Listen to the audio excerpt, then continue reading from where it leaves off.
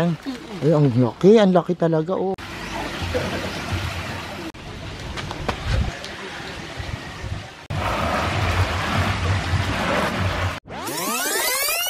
Big Plants Makeover. Yung malalaki po nating halaman na talagang naging dambuhala na dito sa ating garden. Yan po yung ating ngayong lilinisin at pagagandahin. Yun yung mapapanood nyo sa ating video na yun. Hello everyone, this is Sir Misunao, Pinidina Park and Eco Garden, and welcome back sa ating YouTube channel. At mamaya nga po, iikot na tayo. Pakita ko kasi napansin ko po dun sa ating mga koleksyon ng philodendrons, merong naging dambuhala na. And I'm sure yung iba sa inyo na talagang matagal na panahon na nag-alaga ng mga philodendrons simula nung kausuhan ng mga halaman, itiyak malaki na rin yan, ano. Samahan nyo po ako ngayong araw na to, kaya kung ready na kayo mga ka-MVP, tutok lang po.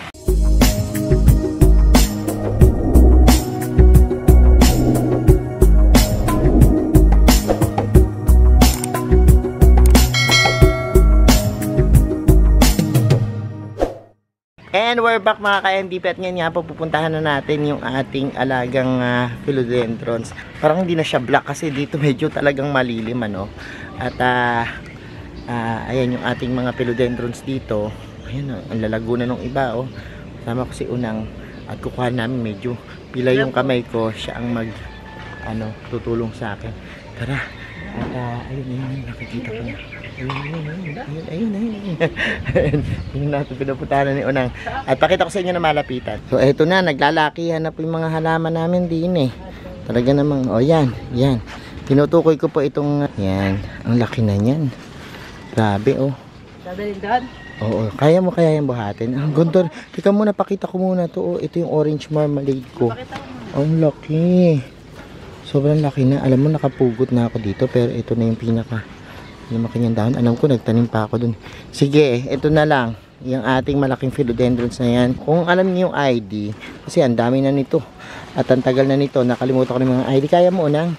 Ay, ang laki talaga, oh. Grabe, oh. Saan may dadaan yan? Dito.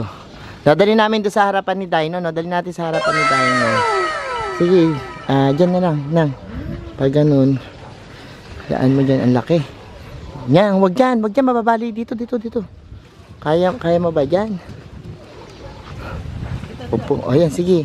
O, baka mabali dahon. Teka lang, wait lang ay. O, yan. Sorry, Unang nga, kasi may pila yung aking kamay. O, ayan, sige. Yan, ilabas na natin doon. Excuse me muna, ha, makikidaan kami at anin namin itong lilinisin namin to. Dahan-dahan. Wait lang, oo. Ayan. Naku po, ganyan po kalalaki na yung mga halaman natin dito, no? At, ayan! Grabe. Sobrang laki nito, promise. Siguro, ano to, iriripat pa natin to? O hindi na, no? Kaya pa ba? Kaya niya pa bang tumayo? Yan. Oh. My God, ang laki. Meron dong isang malaking pots, eh. Tingnan natin kung mairiripat natin, ano. Pero, so far, ayan po kasi doon, wala siyang ganong araw, kaya parang naging kupas, ano. Ganyan na po yung forma niya, no. Napakalaki na yan. And ngayon, dahil nga dito, taihan ng ibon, ano. Pero hindi ko dito ipupwesto yan.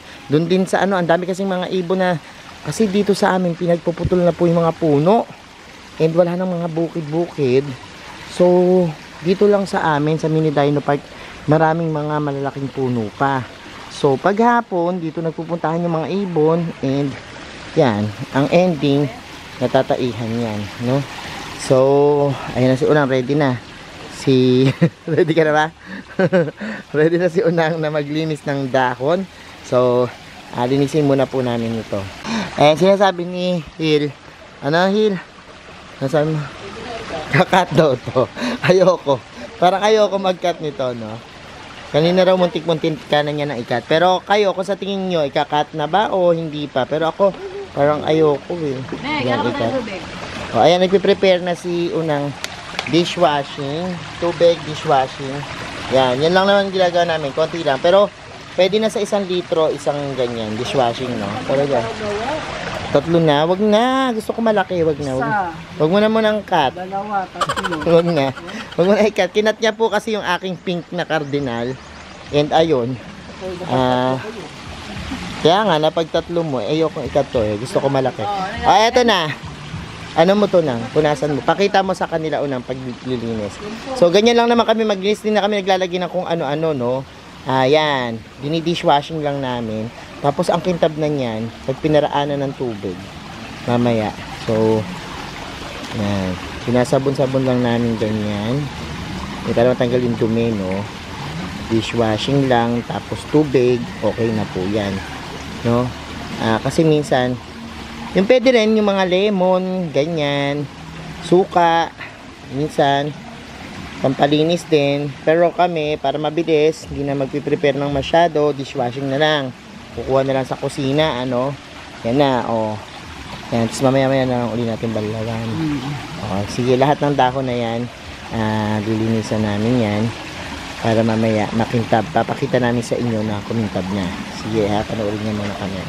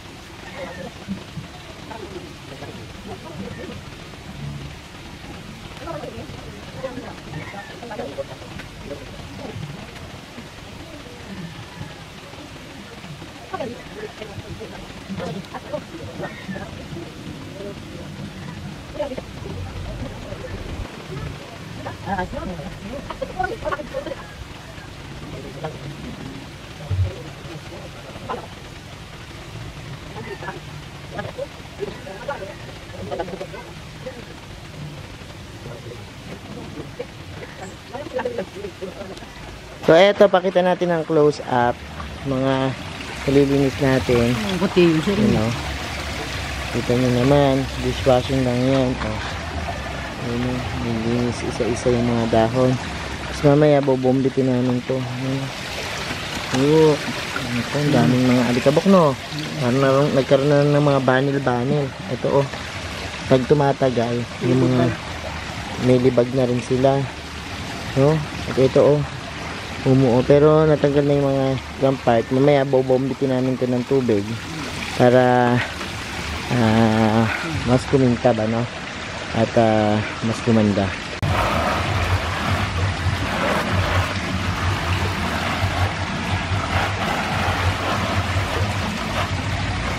So ayan, binobombit na namin.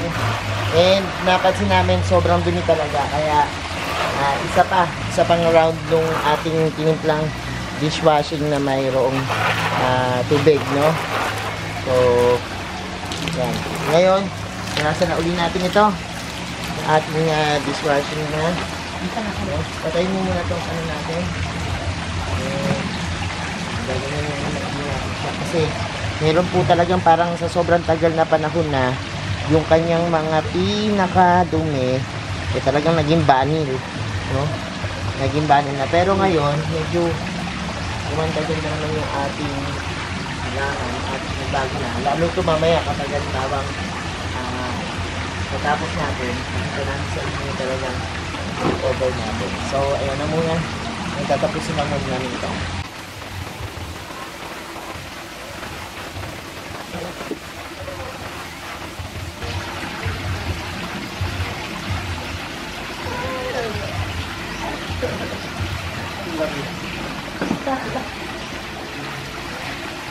So ayan, nakita rin nila kanina, sabi nila Red Congo daw ito, no?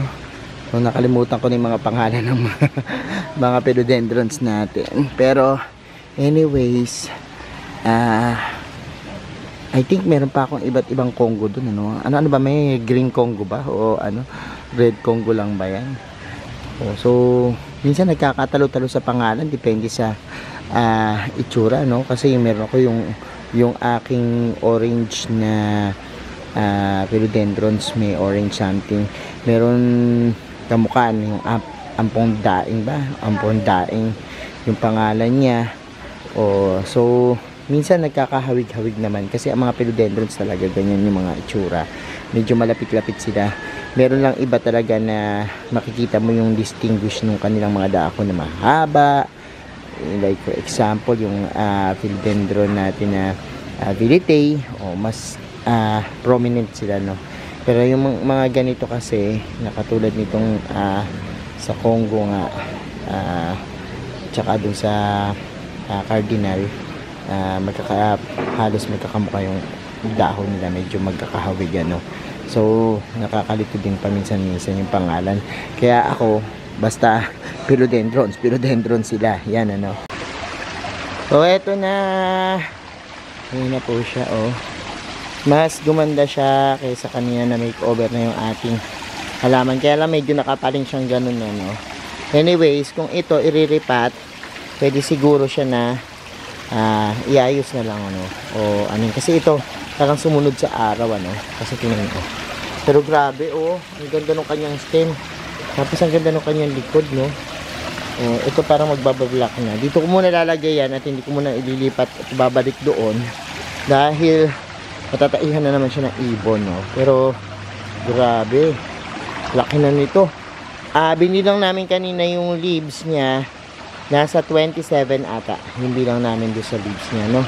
So hanggang doon po yung mga leaves nitong ating philodendrons na ito. At ang ganda, may bago na naman pasupling para mamula-mula tsaka mapink-pink yung ano. Ganda-ganda ako sa mga philodendrons kapag nag-unturn ng dahon, ano. Ibang kulay yung binibigay niya, kundi pula, kulay ganito, no? So eventually, yan, yung ganyan, ang ganda. Yung stem niya kasi parang ma-black-black, no? Ang ganda. So ayan po yung ating makeover ngayon na philodendrons. Sa mga susunod na araw, meron pa rin kaming mga ibang philodendrons doon na i-makeover, ano. Pero ito hindi ko na ikakat to. Gusto ko malalaking plants ngayon. And hanapan natin ng pwesto kung saan, ano. So ayan mga ka-MVP, napanood nyo na yung ating pag-makeover nitong ating napakalaking halaman na ito. And kayo ba, marami na rin ba kayong malalaking halaman sa bahay nyo? Minsan kapag kinakat po sila, medyo matagal yung proseso ng pagpapalaki uli, no? Dahil dadami nga sila, kaya lang po may times na yung mga susupling maliliit lang, ano. Kaya kung gusto nyo at malaki rin naman yung space nyo, huwag nyo na sa ilang ikat, no? Kasi mas maganda yan, no? Tingnan nyo, napaka laki niyan, ano.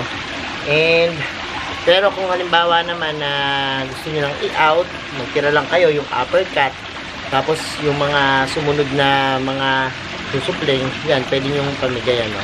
So ayan mga ka-MVP, salamat po sa inyong panonood ngayong araw na ito. Sa mga hindi pa po nagsasubscribe sa ating YouTube channel, kung bet na bet nyo po dyan itong usapan, plants and gardening, plant care tips, mag-subscribe na po kayo, no? Huwag nyo kalimutang i-hit yung notification bell para lagi updated sa aming latest uploads. Pati po sa iba't iba nating social media accounts, sa ating TikTok, Instagram, Facebook pages, search lang po Hermes Sunao or Mini Dino Park in Earth Garden. Makikita nyo na yan. Salamat ng maraming mga ka-MVP, and this is Hermes Sunao, nagsasabi sa inyo ng happy planting. Bye-bye!